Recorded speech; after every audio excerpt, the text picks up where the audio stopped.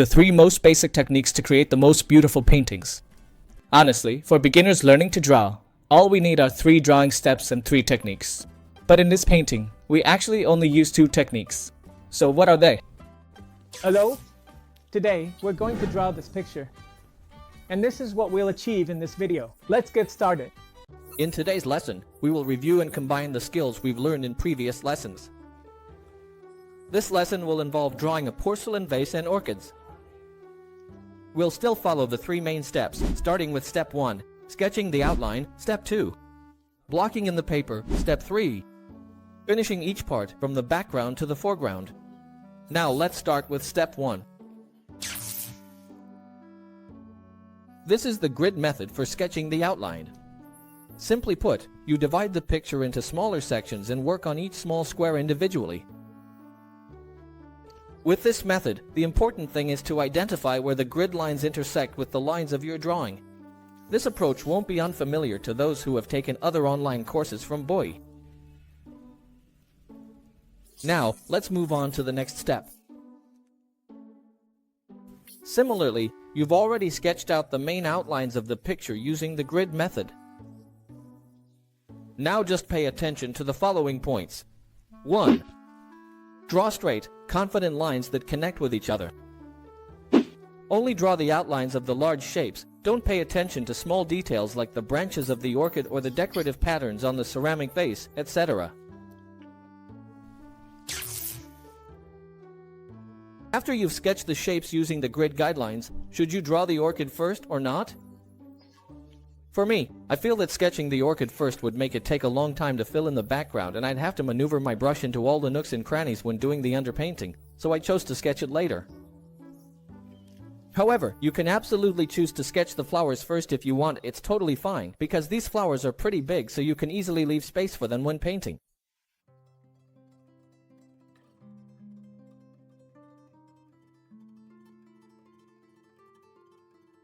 Now let's start step 2 by painting the dark background behind the subject. This background is very dark, but it's not completely black. You need to mix in a bit of red so that the black has a slightly warmer tone.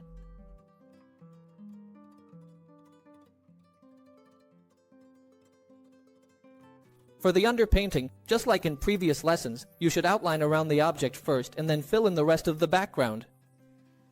If you've already sketched out the large flowers, it will take a bit longer to paint the underlayer because you'll need to avoid those areas. However, there's absolutely no need to leave out the orchid stems. For small details about the size of a corn kernel or smaller, like the flower buds, there are just too many little nooks and crannies. So there's no need to leave those areas blank. You can just paint right over them.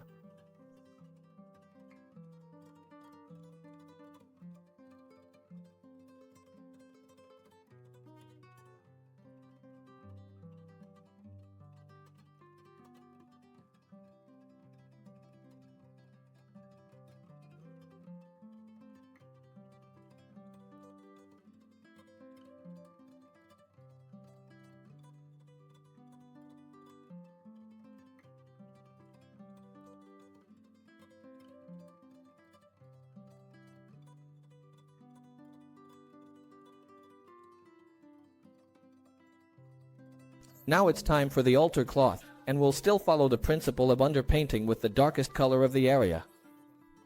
So we'll mix ochre yellow with a bit of the black next to it and just a tiny bit of white, and lay down a flat underlayer.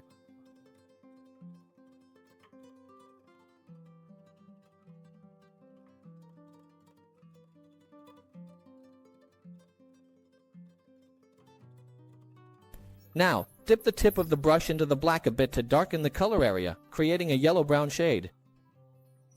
This color will be used to underpaint the shadow side of the vase.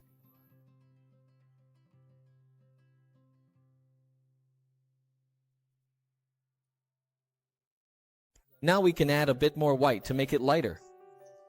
We'll use this lighter color to paint the highlighted side of the vase.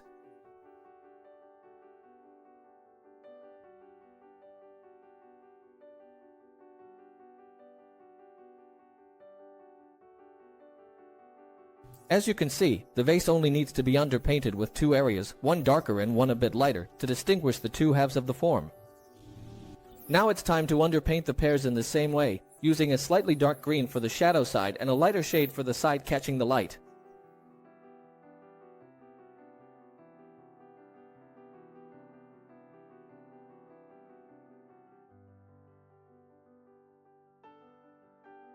The principles of separating color groups on the palette must still be followed to control color tones and prevent us from getting confused by the colors.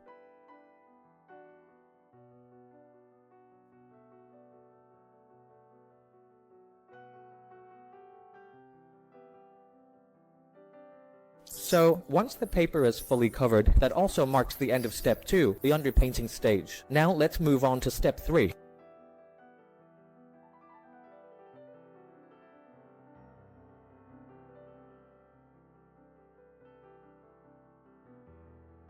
In this part, we'll start by finishing the vase first, using the same color pool we used earlier for the underpainting. Add more white and yellow to create a new, lighter color pool. Be sure to keep testing the color on your painting to check if the value is right, so you know whether to lighten or darken the color as needed.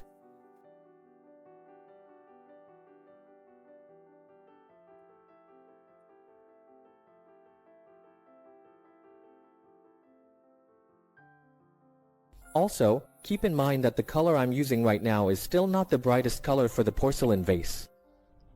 Always pay attention to smooth transitions between areas and just focus on building the form of the vase. Forget about the decorative patterns for now.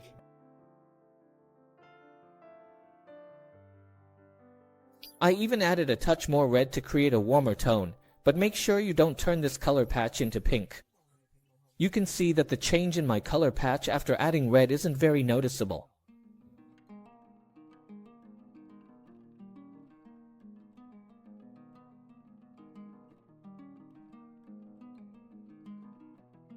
Now, the magical blending technique that you've already mastered from previous lessons, I won't need to come up close to demonstrate it again here.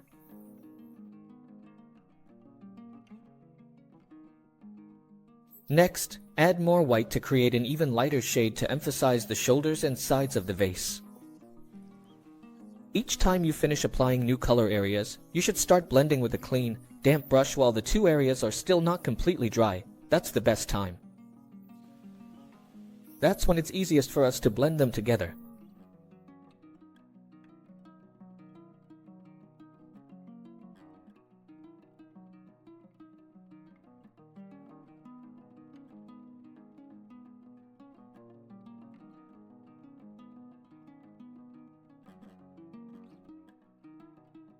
Sometimes, you blend so gently that you don't even need to sweep the brush. You just lightly dab a clean brush onto the surface.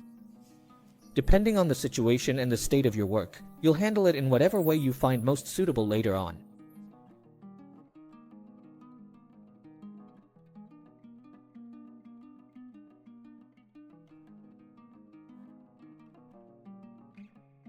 Now, I'm reinforcing the darker areas on the shadow side, the deep shadow under the base of the vase, to make the form of the vase stand out even more.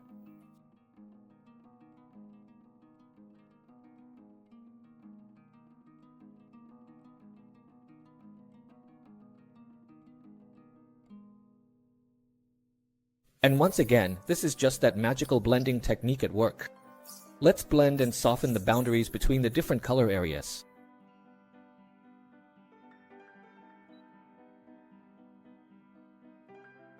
Now, let's bump up the value one more level with some white. It's pretty bright.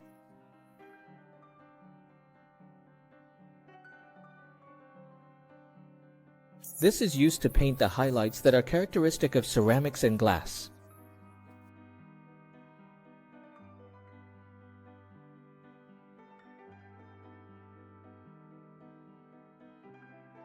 The strong highlights come first, but there will usually still be areas that need to be blended out a bit to create soft shadows as a base for the brightest highlights that we'll add later.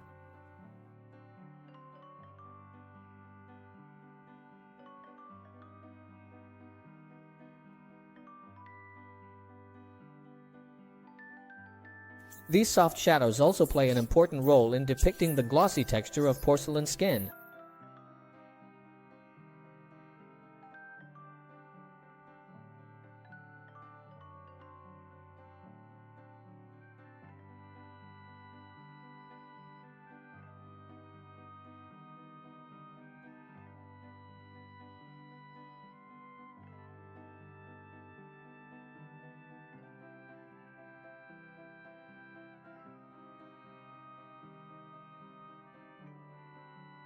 Now it's time to use the detail brush. It will be used to create fine highlight edges, small highlight details, as well as other details that we'll add in a bit.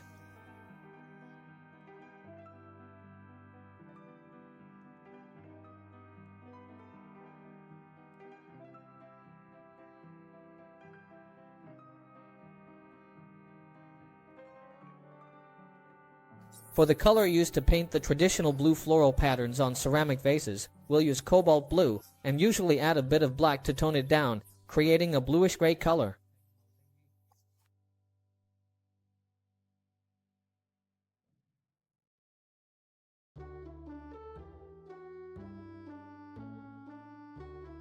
You can see how I'm using the brush gently, calmly, and slowly. Actually, it just needs to have an overall shape so that when you look at it, you can recognize its distinctive features without needing to understand exactly what specific form it represents. The more you focus on the specific form, the easier it is to lose the unique character that it's meant to convey.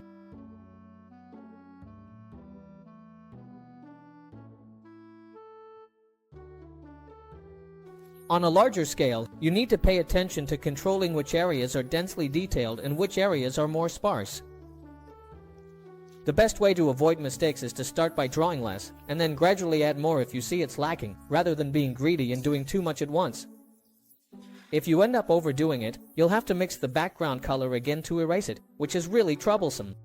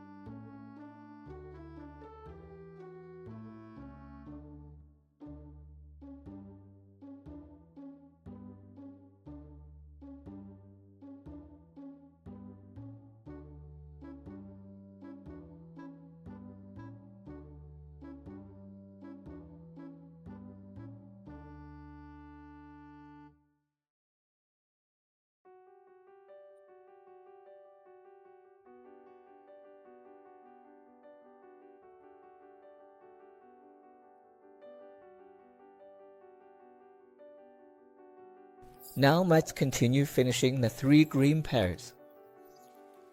Actually, it's exactly the same as the way I drew the apple that I showed in the beginner course. The only difference is that instead of a round fruit, now it's made by connecting another smaller half circle on top.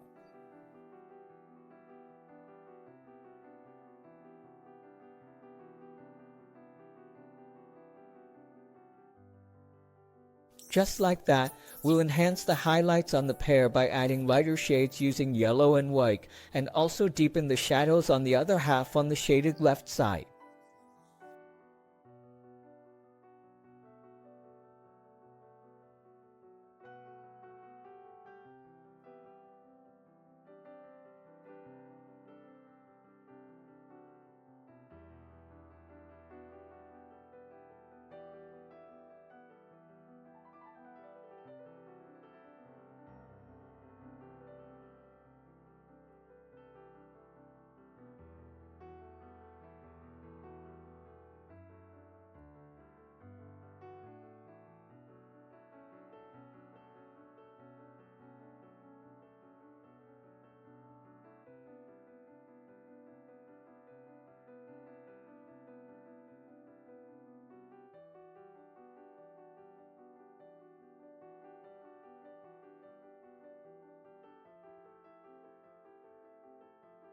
Highlights are created with a single confident brush stroke, showing shiny skin of pear.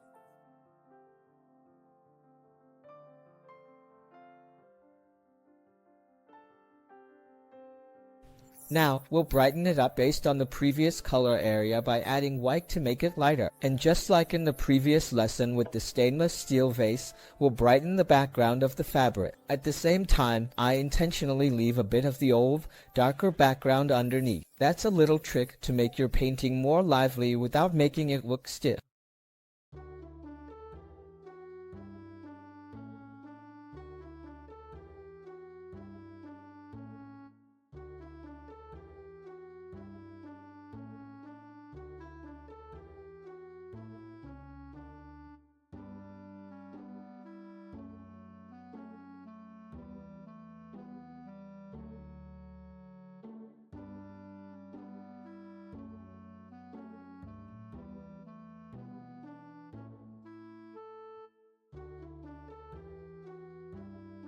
As for the flower part, like I mentioned at the beginning, if anyone sketches the outline first, it will take longer to lay down the background.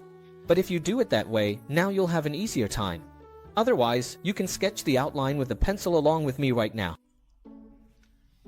If you make mistakes in your drawing, it's totally fine because the background color is extremely easy to mix. You can always paint over any mistakes with the background color later, so there's really nothing to worry about.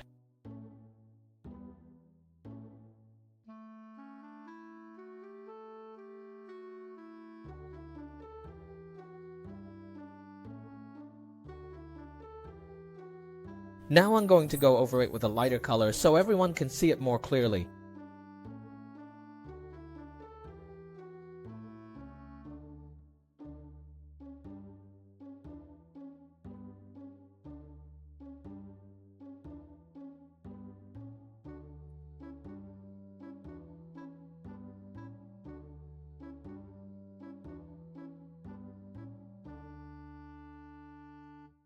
At this point, you'll need to use a small brush or a detail brush to paint the flower areas with the darkest shade of the flower. Keep in mind that even the darkest shade of the flower is still quite light in color. It's basically white with just a little bit of black and yellow mixed in. Or you can swap out the yellow for red if you're painting pink petals.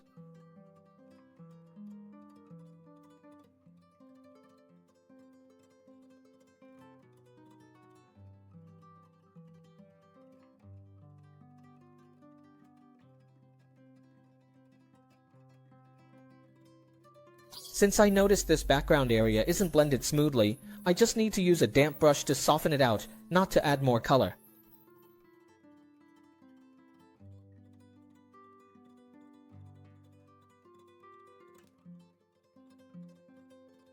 And these little colored dots are actually the flower buds that are about to bloom.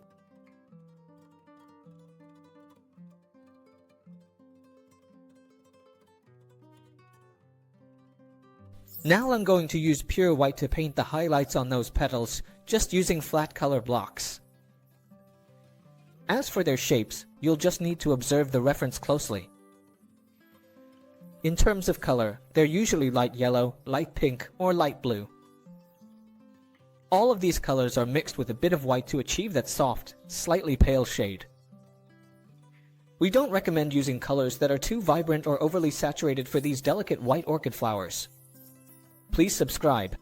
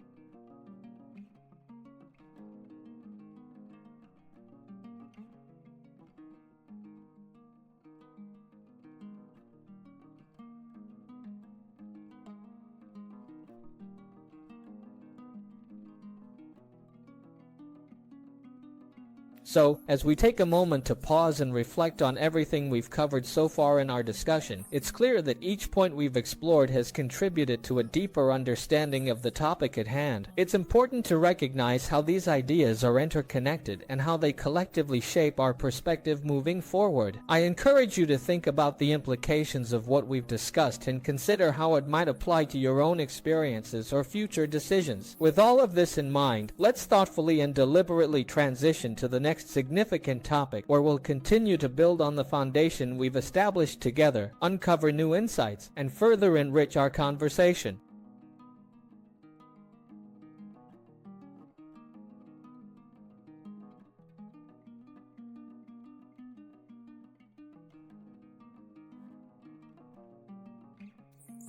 I'm going to trim this flower shape to make it smaller and give it a nicer form.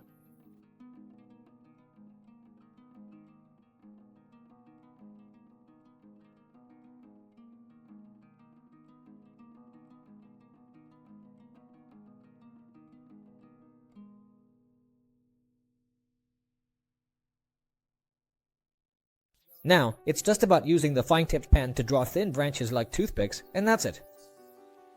Don't overdo it and add too much.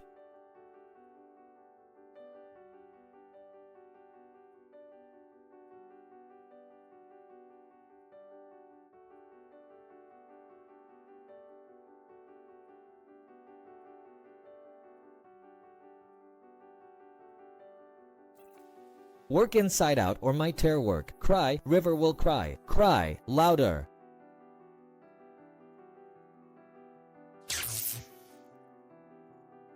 Now, let's summarize what we've learned today. First and most importantly, I always remember you guys, you need to stick to the main principles. You need those core principles, it's crucial.